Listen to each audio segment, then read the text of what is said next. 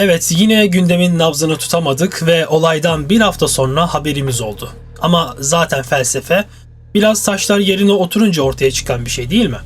Gündemin felsefesinde amacımız zaten gündemi yorumlamak ya da haber anlatmak değil. Gündemde ağırlık kazanmış bir olayın arkasındaki felsefeyi kavramsal olarak tartışmak ve dünyadaki yerini bulmaya çalışmak.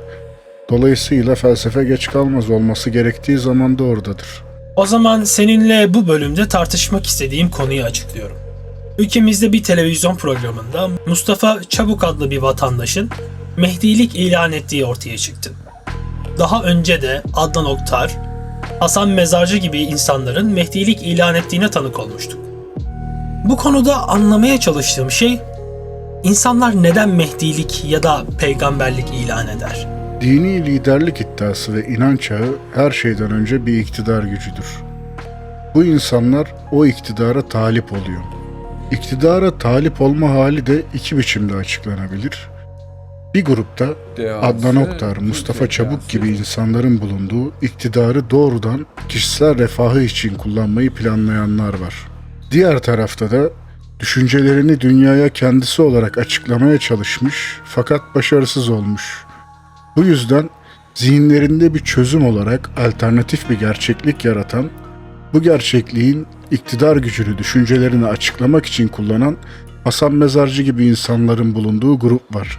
İlk grubu firavunlar olarak kavramlaştıralım. İkinci gruba da meçhuller diyelim. Anlaşılır olsun. Niye meczup değil de meçhul peki? Ya çünkü bu gruptakiler alternatif bir gerçeklik yaratıp biz dışarıdakilerin perspektifinden meçhul bir alanda kalıyor. Yani mahsus mahallerindeki meçhuller olarak takılmayı tercih ediyorlar. Bana bu uçan adam Sabri'yi hatırlattı. Ama ben bunu daha iyi anlamak için şöyle bir soru sorayım. Peki bu iki grup arasındaki fark ne? Firavunlar öncelikle kendilerinin gayet sıradan insan olduklarının ve çevresini manipüle ettiklerinin farkındadır. Şiddet, cinsellik, ekonomik ya da siyasi kazanç için insanları manipüle edip bir topluluk oluştururlar. Söylediklerinin mutlak olması, normalde kabul edilmeyecek ve mantıkla açıklanmayacak isteklerin haklı çıkarılması, insanların topluluğa koşulsuz bağlılığının sağlanması için de kutsallığı kullanırlar. Nasıl kullandığınıza bağlı olarak bu tür gruplarla savaşlar çıkarabilir, devletler kurabilir, hatta binlerce yıllık saltanatlar yaratabilirsiniz. Peki ikinci grup meçhuller? Meçhuller hem tutkuludur hem de birkaç bakımdan başarısızdır. Bu insanların dünyayı değiştirme tutkusu, bunu başarabileceklerine inandıkları düşünceleri var. Önce kendi kimlikleriyle bunu anlatmaya çalışıyorlar ve başarısız oluyorlar. Örneğin yeterli kitleye ulaşamamış olabilirler, düşüncelerinin anlaşılabileceği konusunda umutsuzluğa düşmüş olabilirler, birçok sebep olabilir. Sonuç olarak tutkuları ve başarısızlıkları arasındaki gerilim bir kırılmaya sebep oluyor.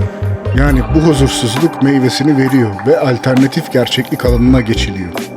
Bu alanda artık sözleri kutsanmış ve mutlak hale geliyor. Tutkusunu gerçekleştireceği bir zemin yaratıyor ve sözlerini Tanrı güvencesine dayandırdığı için onun anlatısı kendisi için de mutlaklaşıyor. Böylece uğradığı başarısızlık aşılmış, yola devam edecek bir sebep kazanılmış oluyor. Belki Hindistan'da Buda'nın tuttuğu yol bile buna benzer bir yoldu. Sonuç olarak iki gruba da baktığımızda temel motivasyon kaynağı mutlak iktidar isteği. Fakat bir grup iktidarı çıkarları için kullanırken diğer grup kendisini dünyaya kabul ettirebilmek için bir kırılma yaşıyor ve kendiliğinden böyle bir noktaya varıyor. Peki ama bu şeyhler, şıhlar, yeni nesil padişahlar bunlar nereden çıkıyor? Gönül isterdi ki bu devirde kimse sultan olmasın, padişah olmasın ama ne yazık ki müritler oldukça onlar da var olacak. Soruna geçeyim.